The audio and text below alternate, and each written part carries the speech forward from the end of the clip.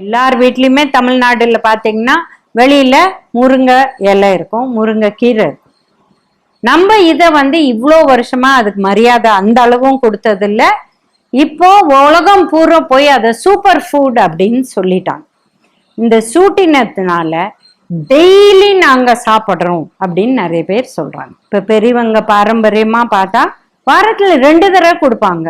ஒரு நாள் பொரியலா செய்வாங்க, ஒரு நாள் அடையில போடுவாங்க, அந்த மாதிரி கொடுப்பாங்க.